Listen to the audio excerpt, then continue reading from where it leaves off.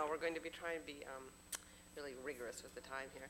I want to welcome you all to the second international conference, colloquium on Manuel González Prada. I particularly want to thank all our international speakers for making the long trip here to share their work with us. This is a conference we started organizing a while ago. It was kind of inspired by Tom, who had been to the first international conferences. I think many of you also were. And to continue on in the work with that. And it's also one of the first event we've kind of co-organized between Hopkins and Loyola. So that's, we're very happy about that. So anyway, I want to, even though I'm from Hopkins, and this is Loyola, the event tomorrow will be held in the Evergreen House, which is conveniently close. It belongs to Hopkins, but it's conveniently close to the Loyola campus. So we'll be moving to a different venue tomorrow. But anyway, on behalf of myself and Tom and Loyola University, for which I have no authority whatsoever to speak, I want to welcome you all here. So I'm going to chair the first panel. We're going to, as I said, try to be very strict with time, so everybody will have 20 minutes to present their papers, and most people have given us longer versions of their paper, so that you can count on people having read the more detailed versions of your arguments. Okay, so we'll just get started with the first panel. And I guess we're going to go in the order of the program. Our first speaker is Pierre-Luc Abrançon from the University of Perpignan in France. And his talk is titled El pensamiento de Manuel González Prada y los equívocos del liberalismo.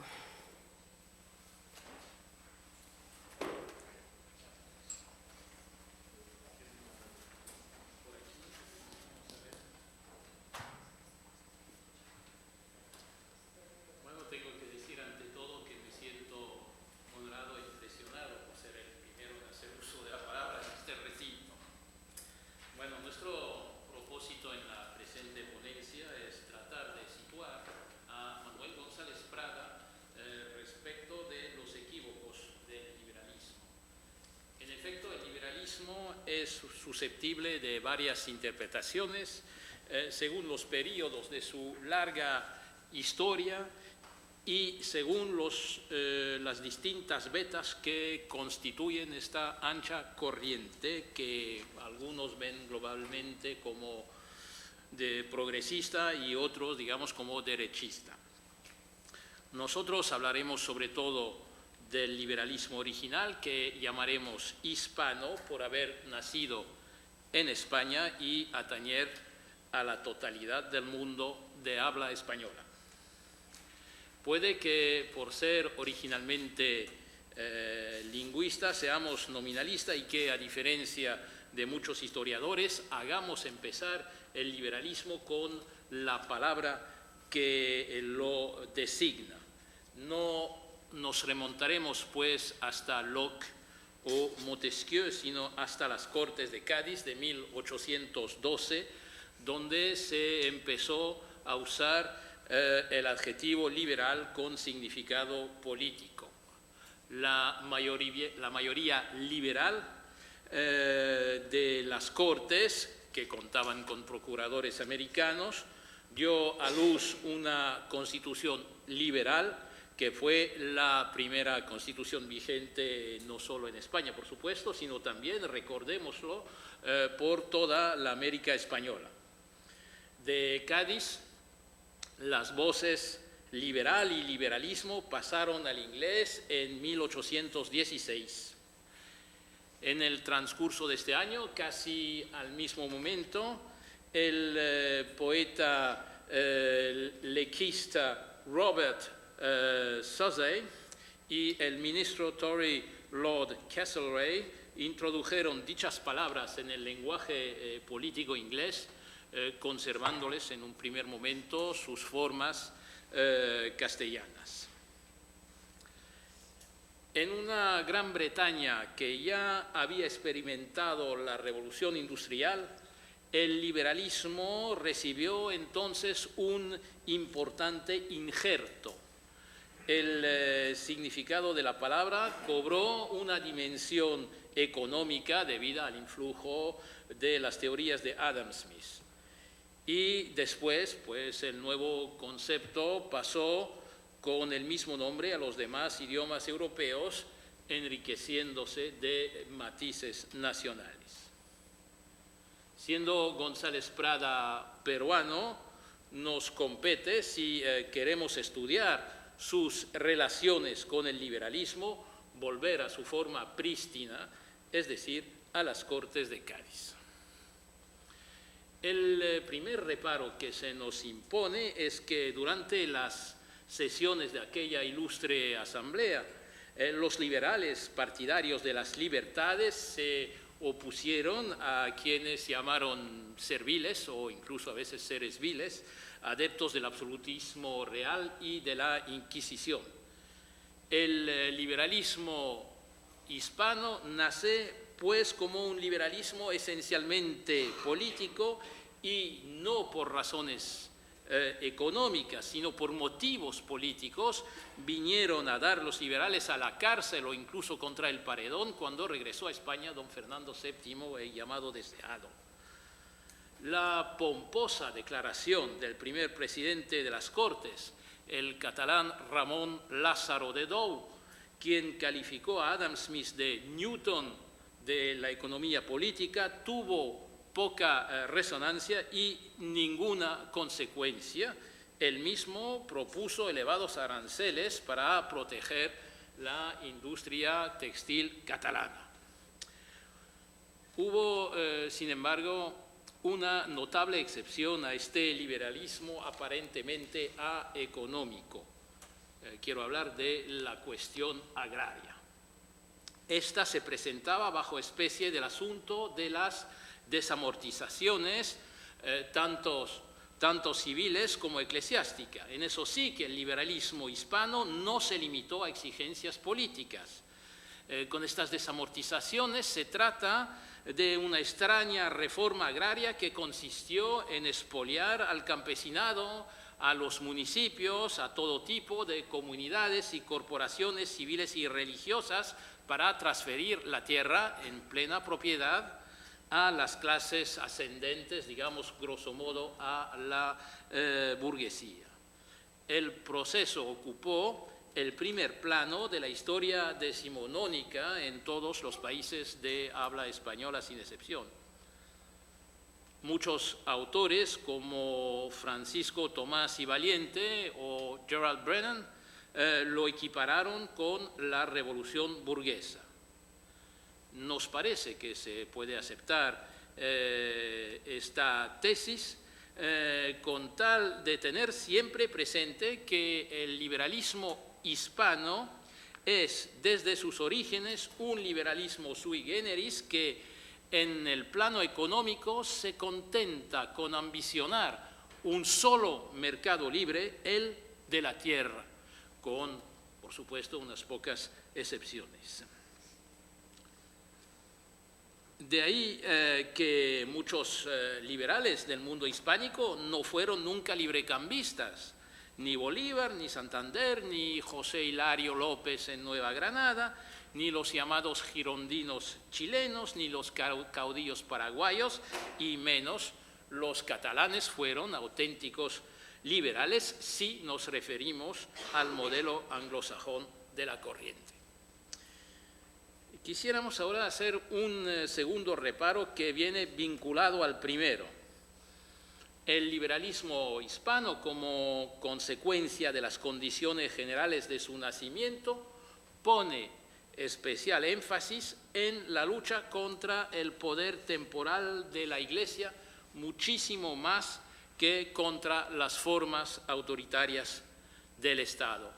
Para nosotros, justamente, la raíz más profunda del liberalismo hispano está en una decisión autoritaria de un monarca absoluto, la expulsión de los jesuitas de 1766.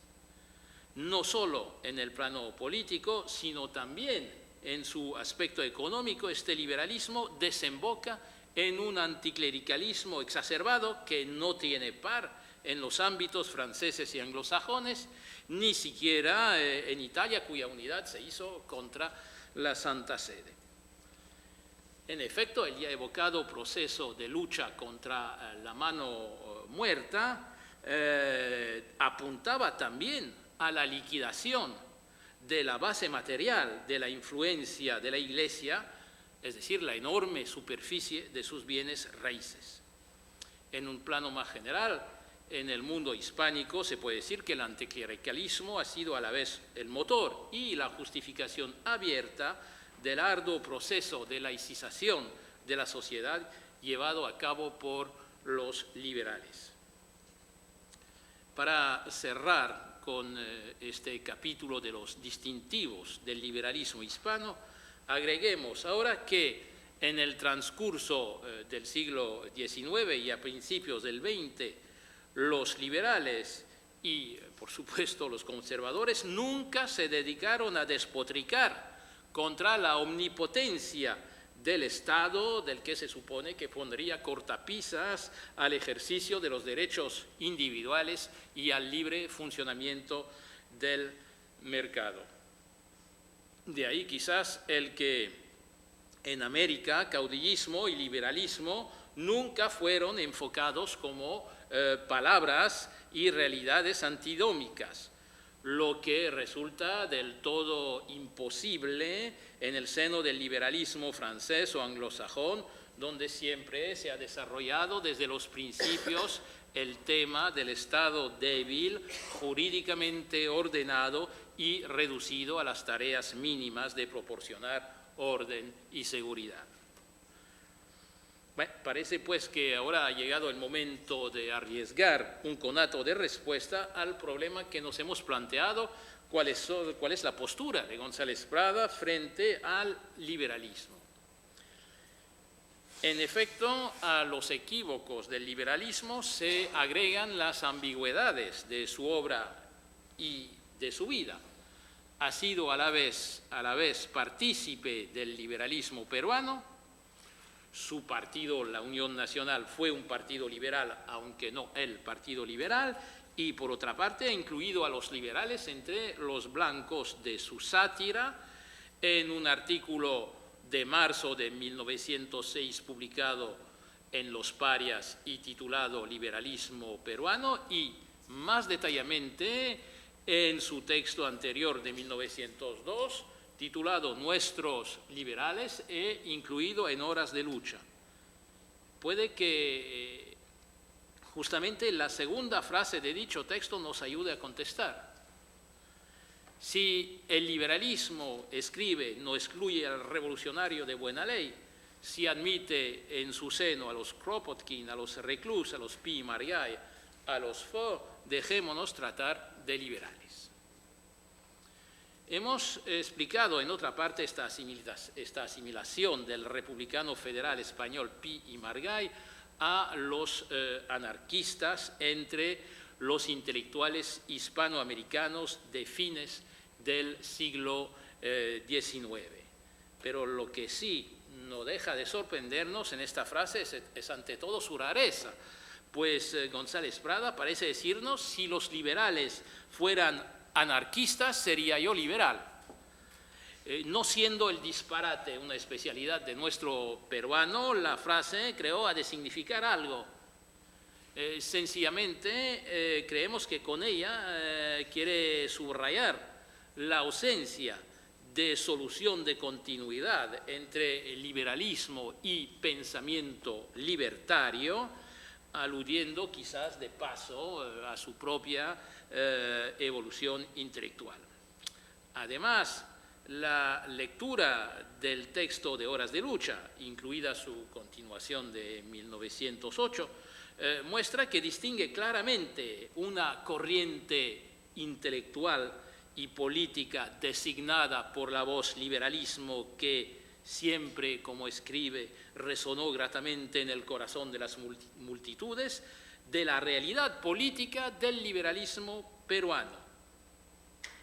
En Nuestros liberales, la realidad liberal peruana consta de dos partidos: el Partido Liberal Democrático, fundado en 1897, y el Partido Liberal a secas, fundado en 1900 con las obras, como dice, del primero. El Partido Liberal Democrático se caracteriza, según González Prada, por su evolucionismo, caramba, respetuoso, respetuoso es su palabra, y el liberal por su oportunismo político y sus connivencias sospechosas con el mundo de los negocios. Cabe añadir, tal vez, en la condena a una tercera organización, la Unión Nacional, pues 1902 es el año en que rompe con ella. Si sumamos a nuestros liberales el conjunto de las acusaciones que leemos repartidas en 3 artículos publicados en Los Parias y recogidos en Prosa Menuda, no solo el ya mentado liberalismo peruano, sino también el artículo titulado La cuestión indígena y el otro El problema indígena, el retrato que nos pinta del liberalismo peruano resulta horrendo. Conservadurismo social, clericalismo solapado y explotación sin piedad del indígena, hasta el punto, cito, que para cosechar una onza más de coca, un liberal le arrebataría a cada peón 1 libra de carne.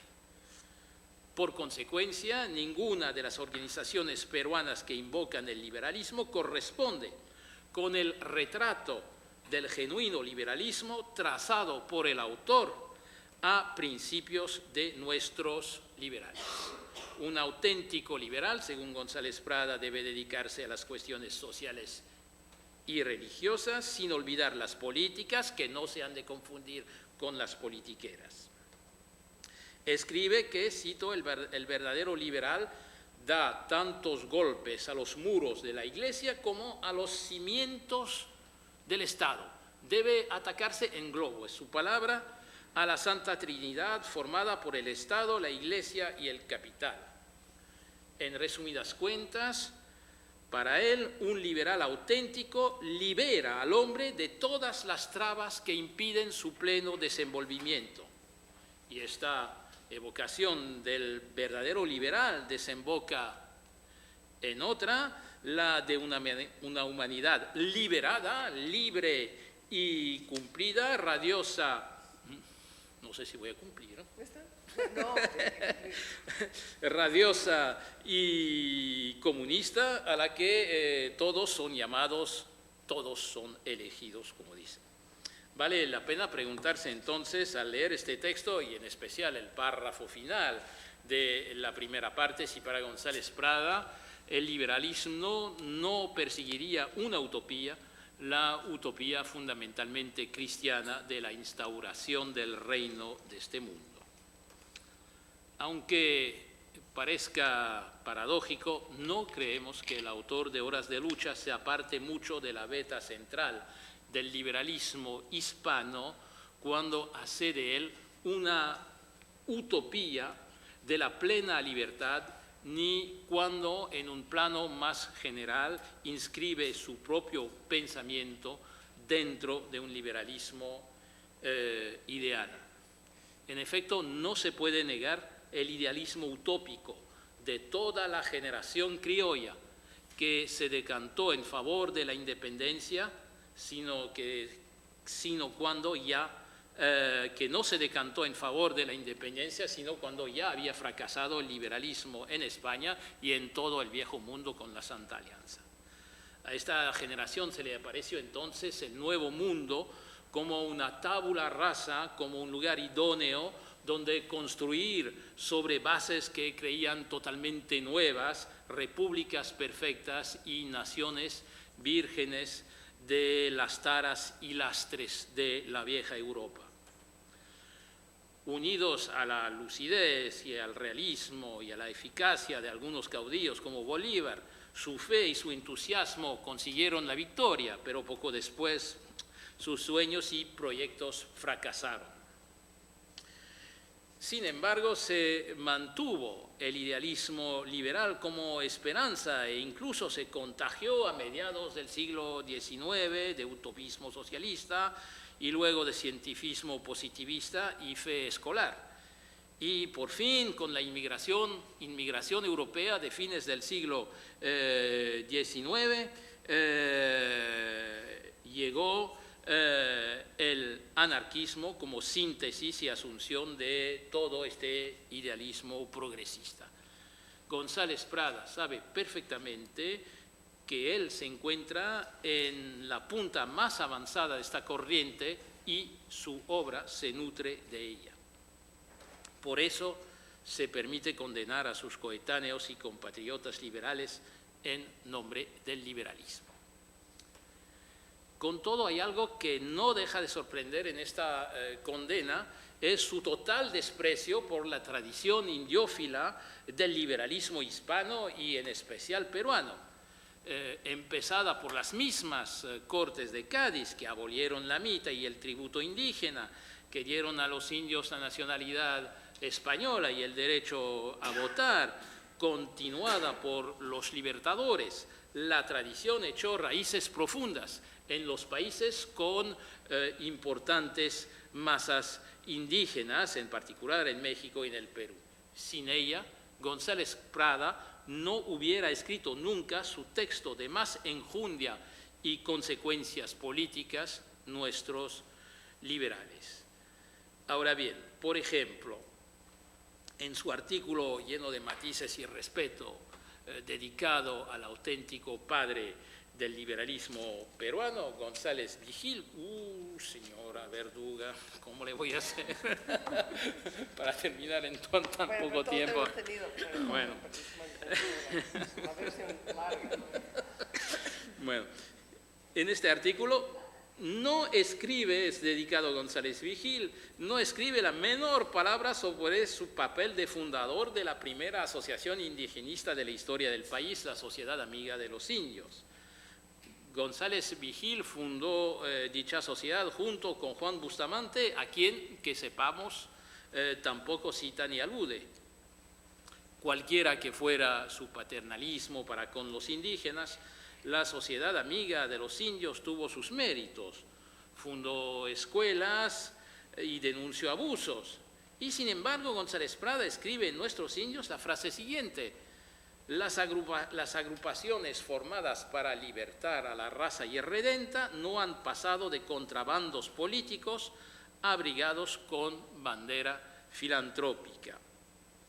Paradójicamente, para un liberal, en este texto solo rinde homenaje a los esfuerzos que hicieron los virreyes españoles para proteger a los indios.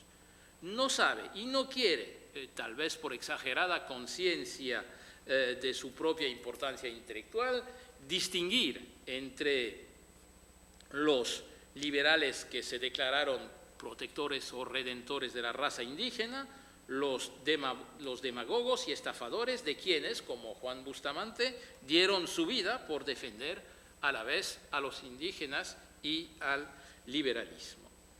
Sin duda, por razones similares, un yo, digamos, levemente hipertrófico, no mienta nunca a su coetáneo, el peruano Carlos Bisse, otro intelectual que también, como él, supo defender a los indios rebatiendo los argumentos aducidos por el darwinismo social y tendentes a probar su inferioridad congénita. Tampoco comentó los méritos indigenistas de Clorinda Mato de Turner, a quien conoció personalmente muy bien y que le dedicó en 1889 su novela Avecindado. Igual en cuanto a Pedro Zulem, cuya labor no pudo ignorar después de 1910. Existe quizás una semi-excepción en este olvido o desprecio general. Se trata del doctor Santiago Giraldo, diputado de Huancané, cuyas publicaciones indiófilas parecen caerle en gracia, pues alude a ellas dos veces en su obra, en Nuestros Indios y en La Cuestión Indígena. Pero el mismo doctor Giraldo ni siquiera está nombrado, como si le disgustara poner de manifiesto la existencia de un defensor de los indios que no fuera él. Por eso hablaba de semi-excepción. Bueno, sea lo que fuera, todos procedían de las filas del liberalismo. Nos quedarían dos aspectos que evocar. para terminar de situar a nuestro autor respecto del liberalismo, la cuestión del anticlericalismo y la cuestión económica de manera escueta. Ustedes verán, o ya han visto la versión escrita, se puede decir que en cuanto a la economía, González Prada no se distingue de la tradición del liberalismo hispano, pues no hay nada, absolutamente nada en su obra sobre los aspectos básicos del liberalismo económico.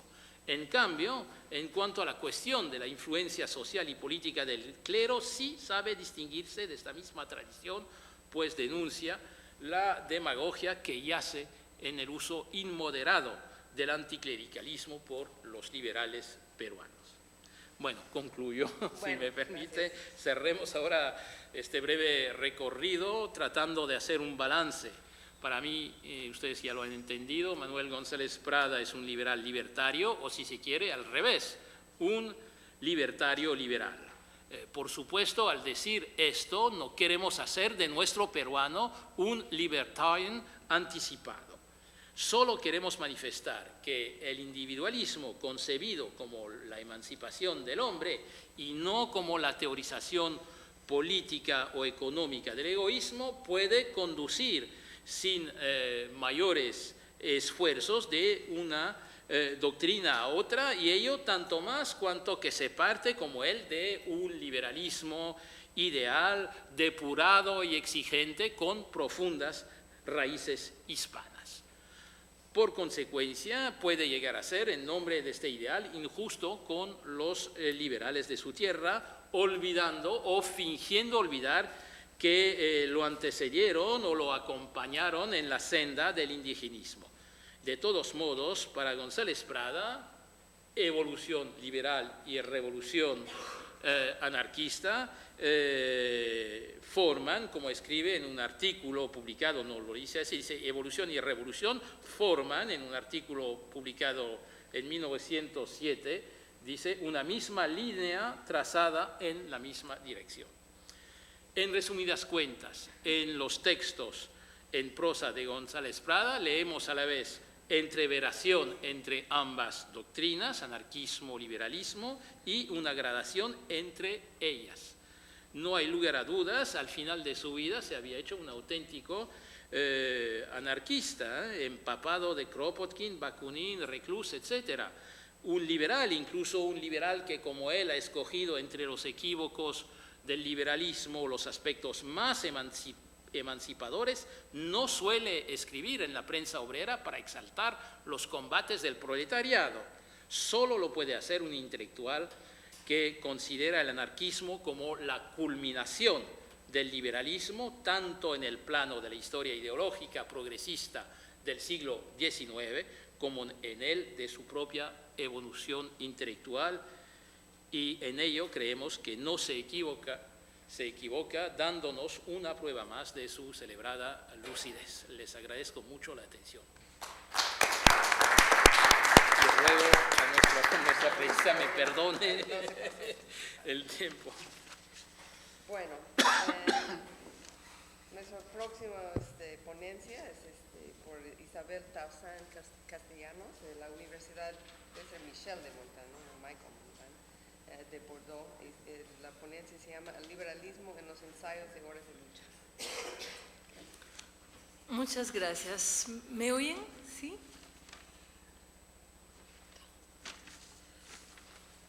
Primero quiero enlazar con la ponencia anterior, agradecer a los organizadores, especialmente a Thomas Ward por esta magnífica organización, que es para mí un descubrimiento de los Estados Unidos, verdadera revelación contra todos los prejuicios que tenía hasta este momento. Estamos dentro del monstruo. Muchas gracias a las dos instituciones, las dos universidades que nos acogen para este segundo coloquio. Mi ponencia se enlaza perfectamente, también muy felicidades por la buena elaboración del programa, se enlaza perfectamente con la ponencia anterior. Voy a hablar de los mismos textos, profundizar esos textos ya que la he titulado El pensamiento pradiano en busca de otra vía para el liberalismo en el Perú. El tema del liberalismo en los escritos de Manuel González